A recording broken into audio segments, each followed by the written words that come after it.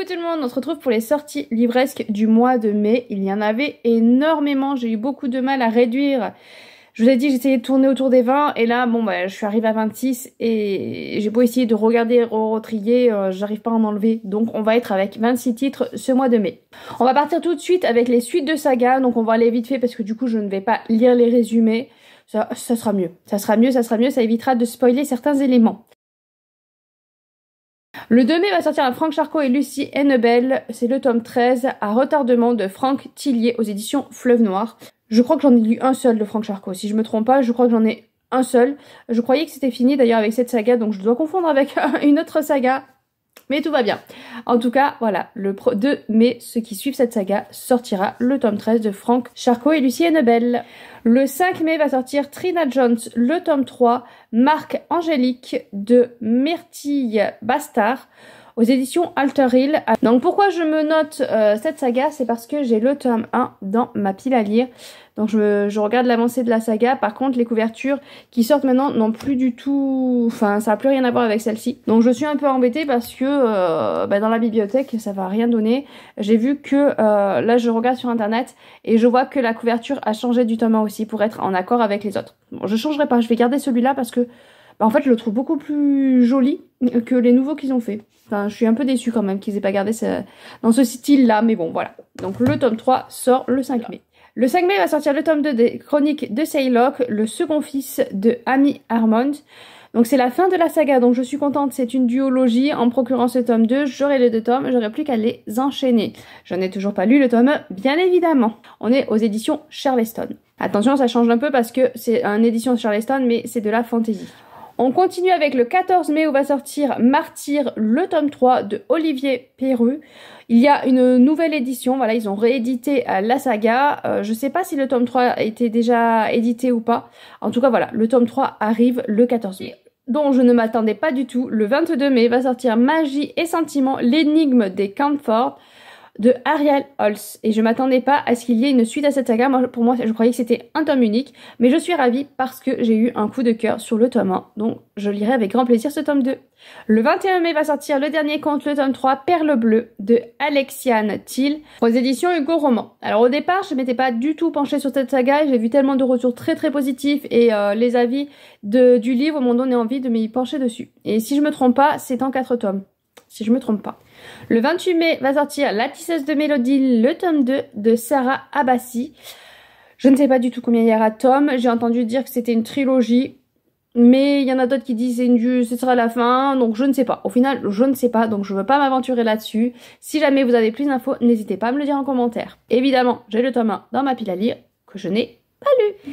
Et un petit dernier pour la route sur ces suites de saga. Le 28 mai va sortir Equinox, le tome 4, Cheval de rêve, écrit par Aurélie Wallenstein et dessiné par Aurora Gates. On est aux éditions Draco et forcément moi, on me parle de cheval, d'une BD et Aurélie Wallenstein.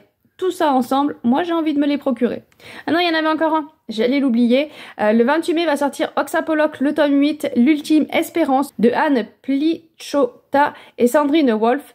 Je ne savais pas, voilà, qu'il allait avoir un tome 8. Je les ai lus il y a 3-4 ans, je crois. Donc je l'ai pas lu dans ma jeunesse. Et du coup, je me dis pourquoi pas lire ce dernier tome. Pourquoi pas. Cette fois c'est bon, on a fini avec les suites de saga. Et maintenant on va parler des poches.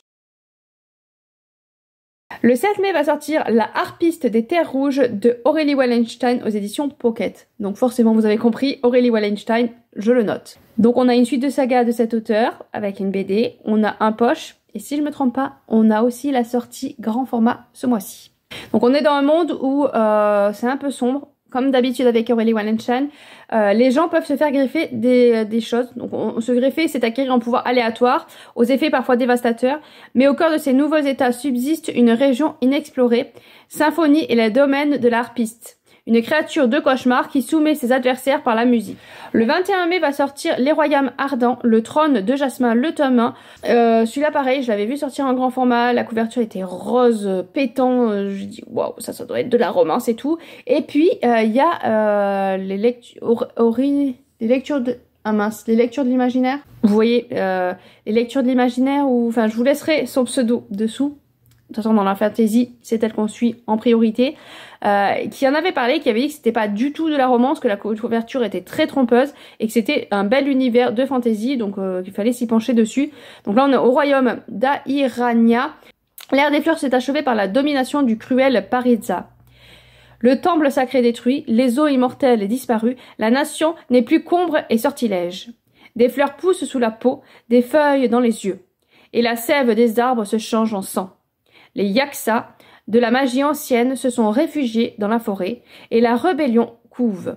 Au cœur de ce chaos, Malini, la princesse Parijati, captive, droguée à la fleur aiguille, et Priya, une servante Airania, au pouvoir oublié, crée des liens tissés d'intérêts contradictoires, d'attirance interdite et d'enjeux de pouvoir secret. Des choix difficiles sont à venir qui explorent les méandres de leur âme alors que l'espoir d'une nation se lève. Voilà, ça a l'air assez intéressant. Le 28 mai va sortir Le Chant des Voiles de Tiff en poche. Je l'ai lu en grand format dans sa version collector. Là, on est avec de la piraterie, du féminisme, de l'aventure, de l'action, de la violence, de la romance, tout ce qu'on aime. Allez, maintenant, on va partir avec les grands formats. Le 6 mai va sortir Les Dragons marchent sur les nuages de Marielle Carosi aux éditions Plume Blanche. Je ne l'ai pas précommandé pour une fois parce que je l'ai déjà, étant donné que je suis abonnée à Bibi au coffre, je l'ai eu en version collector. J'avoue, j'ai été un poil déçue de recevoir encore un Plume Blanche en version collector, même si de toute façon j'allais me le procurer. Mais voilà, j'aurais aimé avoir un petit peu autre chose. On verra ça au mois de mai parce qu'il y a un nouveau coffre qui arrive au mois de mai. On n'est pas là pour ça. Bolong, fils adoptif de la renommée et respectée famille de nécromanciens Kay, se voit offrir une opportunité exceptionnelle. Apprendre cet art noble. Si les débuts sont compliqués et exigent une rigueur de tous les instants, son talent ainsi que sa détermination attissent peu à peu la jalousie de son frère, l'héritier de son maître Kay Meng. Les tensions s'accroissent avec la venue d'un étranger, un autre nécromancien tourné vers la part la plus sombre de leur art, celle qui contraint les défunts à quitter leur état de repos éternel. La vie déjà tourmentée de Bolong se complique encore davantage lorsque sa route croise celle d'un autre apprenti, Egling, dont la vision de leur monde s'oppose drastiquement à la sienne. Donc on va se retrouver avec manipulation, jeu de charme, mythe, mensonge. Voilà, Bolong devra trouver sa voie en tant qu'homme, mais aussi en tant que sinistre. Car le dragon est un être qui a besoin de temps pour s'épanouir avant de prendre son envol. On est avec des dragons, moi, ça me donne très envie. Le 7 mai va sortir En Résistance de Marie-Noël Pichot et Arnaud Druel aux éditions Echo. On est en hiver en 1944, Jackie et Victor appartiennent à la Résistance. Sous les noms de code d'Alouette, de Fauvette et d'Hirondelle, ils mènent des actions en tant qu'agents de liaison pour participer à la lutte contre l'occupation allemande et la milice. Mais un jour de février, alors que des passeurs doivent faire traverser le territoire des familles juives, ils sont dénoncés. Qui les a trahis et pourquoi? On va passer en été 2024, cabossé par la vie, Nino est un adolescent placé en centre d'éducation fermé. En centre éducatif fermé. Lors d'une sortie au village, il est attiré par un mystérieux carnet, journal d'une alouette, qu'il dérobe. Captivé par le récit, il est rapidement témoin d'étranges phénomènes. Le fantôme de son auteur semble vouloir lui transmettre un message. Cela aurait-il un lien avec la fin brutale du carnet, qui se termine un soir de février 1944. Voilà, donc on a un lien avec la résistance de la Seconde Guerre mondiale et un jeune de 2024 qui va lire sur un journal. Moi, ça m'attire énormément. Et puis le fantôme qui revient, encore plus. Le 7 mai va sortir La Fille de Feu d'Aurélie Wallenstein. Voilà, je vous l'avais dit, aux éditions Outre-Fleuve. Je ne vais pas lire le résumé. Normalement, si tout va bien, je vous ai laissé le lien en barre d'infos pour que vous puissiez cliquer et aller voir le résumé. Moi, je ne vais pas le lire. Aurélie Wallenstein, je lui fais confiance à 100% maintenant. Donc, je vais la découvrir les yeux fermés. Ça fait partie des auteurs maintenant que je vais acheter sans en savoir plus sur ces livres. Bon, bah pareil pour cet auteur, je ne vais pas vous lire le résumé aussi. Je suis désolée, en fait, je vous lis aucun résumé. Le 7 mai va sortir Les Heures Fragiles de Virginie Grimaldi aux éditions Flammarion. Pareil, c'est une auteure dont je fais confiance à 100%. Il y a des auteurs comme ça où je ne lis pas les résumés, où je sais que je vais me les procurer les yeux fermés. Le 7 mai va sortir L'Enfant sur le toit de Marie Alondiga aux éditions d'Avalon. On est en 1943 dans l'enfer d'Auschwitz. Parmi les milliers de déportés, Rachel lutte pour survivre. Quelques mètres plus loin, Günther, psychiatre allemand rattaché au camp, veille à maintenir l'ardeur et le moral des SS. À la croisée de leur chemin, ces deux destins que tout oppose se trouveront intimement liés par un carnet révélant l'existence d'un bébé caché. De leur rencontre renaîtra l'espoir, celui de retrouver Léa, l'enfant, sur le toit. Donc c'est inspiré de faits réels et c'est pour ça que moi ça m'attire énormément. Inspiré de faits réels, jusqu'où va aller la réalité, ça par contre je ne le sais pas. Peut-être pour vers une fin heureuse plutôt que la réalité où ça risque d'avoir mal tourné. Je ne sais pas, à voir. Le 7 mai va sortir Les femmes d'Handel Street de Ilaria Tuti. On est cette fois-ci durant la Première Guerre mondiale, on est en 1914, alors que la guerre fait rage en Europe, un groupe de doctoresses anglaises ouvre en France le premier hôpital entièrement géré par des femmes. Parmi elles, Kate Hills, chirurgienne italo-anglaise et mère célibataire qui n'a pas hésité à laisser sa fille à Londres pour venir au secours des soldats blessés sur le front occidental. Dans l'enfer des tranchées, le capitaine Alexander s'est donné une mission, sauver ses hommes et les ramener à la maison. Mais au milieu des bombes, des exécutions, de la faim et du froid, rien ne semble plus impossible. Après une bataille dévastatrice sur les côtes françaises, le capitaine blessé croise le chemin de Kate. Si en apparence tout les oppose, l'expérience de la guerre et leur désir d'émancipation ne tardent pas à les rapprocher. Il va y avoir une romance forcément, mais il y a le côté femme qui se bat pour être médecine et pour soigner ses blessés. Ça me tente quand même plutôt pas mal. Le 14 mai va sortir Ceux qui nous gardent de Marine Régis Gianna aux éditions M+. À Brumen, nul ne vit assez vieux pour se souvenir du monde d'avant. La bara, cette maladie aussi terrible qu'inéluctable, rattrape chacun tôt ou tard, l'emportant dans la grande forêt d'où personne ne revient. Pour survivre, le village est minutieusement organisé autour de lois strictes. La plus sacrée de toutes, ne jamais franchir les frontières. Noé, Anna et Lou sont frères et sœurs. Noé, l'aîné, est pisteur. Lou comprend le langage secret des animaux. Quant à Anna, elle se demande quelle est sa place. Lorsqu'un matin, leur mère disparaît et que des étrangers enlèvent Anna, leur monde vacille. Ils ne savent pas s'ils se reverront. Séparément, ils vont explorer les territoires où rôdent des dangers sans nom et leurs yeux vont s'ouvrir sur ce qui a été maintenu dans l'ombre. Moi, ça me tente bien, c'est encore un monde refermé sur lui-même où il y a eu une épidémie. Avec moi, ça marche à chaque fois. Le 15 mai va sortir La brume l'emportera de Stéphane Arnier aux éditions Pnemos. Un matin, la brume apparut à la surface de l'océan, montant chaque jour un peu plus inexorablement. Elle engloutit le monde et dissout tout ce qu'elle touche. Les rescapés survivent en gravissant les montagnes, aussi haut qu'ils le peuvent. Le berger Keb crie de Pierre et de cela. Il a déjà tout perdu lorsqu'il rencontre Maramazoé, redoutable guerrier du peuple des mers, devenu paria. Bien qu'issus des peuples ennemis, tous deux sont contraints de s'allier pour échapper à la brume, trouver des réponses sur son origine et peut-être le moyen de la dissiper. Voilà, ça a l'air d'être un joli petit conte intéressant. Le 15 mai va sortir Les Dragons Nefs, le tome 1, le dernier dragon sur Mars de Scott Redicken aux éditions Saxo. Donc c'est un jeunesse, il est écrit qu'il est pour les 9-12 ans. Donc vraiment un jeunesse. Mars est un endroit pour les survivants et c'est exactement ce que je suis. Je m'appelle Lunar Jones et je suis née sur Mars. Pas le meilleur endroit où habiter. La planète a une dent contre les humains. Après tout, nous avons tué Arès, le dragon qui y régnait. Depuis, les animaux et les éléments se sont donné le mot pour nous éradiquer. Pour vivre, j'arpente l'ancienne zone de guerre à la recherche de vieux matériaux. Sauf que ma dernière expédition a mal tourné et que j'ai dû me planquer dans une base militaire secrète. Mais ce n'est pas le plus dingue. Le truc le plus incroyable, c'est ce que j'ai découvert à l'intérieur. Le dernier espoir des Martiens, un nouveau dragon. Le 17 mai va sortir BHEA, phase 1, pandémie, de Lisa NK. Il m'en faut pas plus, moi. Vous me parlez de pandémie, je note. À travers un périple qui leur fera traverser les États-Unis jusqu'en Floride, Thomas et Adrian ne pourront compter que sur l'un sur l'autre pour survivre. Après que le monde moderne se soit effondré à la suite d'une pandémie mondiale, le virus mortel ne sera pas le seul danger qu'ils devront craindre.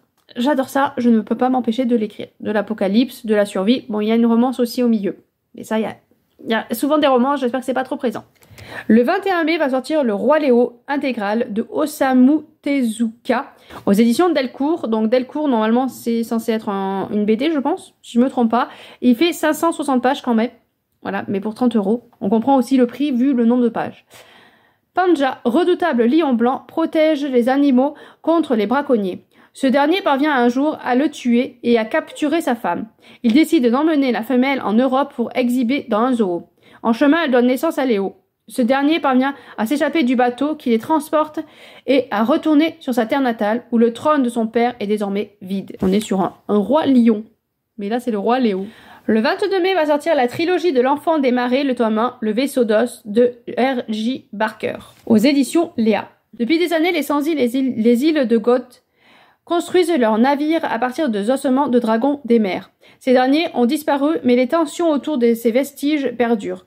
Joron est le capitaine désabusé de l'enfant de la marée, un navire constitué de criminels envoyés sur les missions les plus périlleuses. L'arrivée de Mace lui offre un nouveau départ. Moi, ça m'attire, des pirates, une aventure sur les mers avec des dragons et un bateau rempli de criminels. Ça me donne envie. Le 22 mai va sortir Les larmes d'Okia, le tome 1, Premier sang, de Mathilde Lambin, aux éditions Iméris. Ils ont fait une campagne Ulule pour le hardback. Donc moi, j'ai participé forcément à la campagne Ulule pour avoir le hardback et pour soutenir cette toute nouvelle maison d'édition. Mais vous pouvez vous le procurer le 21 mai en brochet. Tuer pour survivre, survivre pour se venger. 5 ans après l'invasion de son royaume, Nia Cresswood, ancienne assassin royal de Windsor, survit comme mercenaire dans les entrailles de Solavren. Lorsque ses ennemis retrouvent sa trace, elle est contrainte de fuir avec Alba, son fidèle protecteur, et un mystérieux guerrier au pouvoir ardent. Ensemble, ils s'engagent dans une quête périlleuse, sauver une amie prisonnière des Gauliers, Ménesquienne, et reconquérir le royaume perdu. Voilà, donc on va être sur un voyage, un sauvetage. Moi, je dis oui. Allez, un petit dernier pour la route. Le 28 mai va sortir L'alchimie des fantômes de Estelle Castaldere aux éditions Rageot. On est à Paris en 1874, dans une maison close. Une jeune femme est retrouvée morte, le corps couvert d'étranges symboles ésotériques. Amaryllis Clinchang, 17 ans, tient un atelier de photographie spirit avec son père adoptif. Son don de médium lui permet d'entrer en contact avec les fantômes et de donner un corps aux esprits avec lesquels elle se lie. Un jour, elle reçoit des avertissements d'un spectre de son frère, Léon, disparu, qui place sur son chemin Joseph Varon sur les membres de la société secrète d'Idolon. En échange de leur promesse de l'aider à retrouver son frère, elle les aide à identifier le criminel. Rapidement, les âmes errantes surgissent et la menacent. Voilà, moi c'est le côté âme errante, communication avec les morts qui m'attire énormément. Donc dans toutes ces sorties, il y a ceux que je me suis déjà précommandés, comme les livres Ulule là que je vous ai présenté des éditions Iméris. Mais il y a très forte chance que je me procure, ça va être le second fils de Amy Armand, parce que il a un hardback et donc je vais le vouloir en hardback. Et après, il y a très forte chance que je me procure, ça sera La fille du feu de Aurélie Wallenstein. Forcément, le Virginie Grimaldi, Les heures fragiles, Magie et sentiments, le tome 2 parce que j'ai eu un coup de cœur pour le tome 1, et La tisseuse des mélodies, le tome 2 parce que j'ai le tome 1 en ma possession, et comme c'est du hardback, je vais vouloir celle-là. Donc voilà, ce sera certainement ceux que je risque de me procurer très rapidement. Sur ce, je vous laisse là pour la vidéo sortie livresque. N'hésitez pas à me dire ce que vous avez repéré et sur quel livre vous risquez de craquer. Je vous souhaite de bonnes lectures, et à bientôt bien sûr.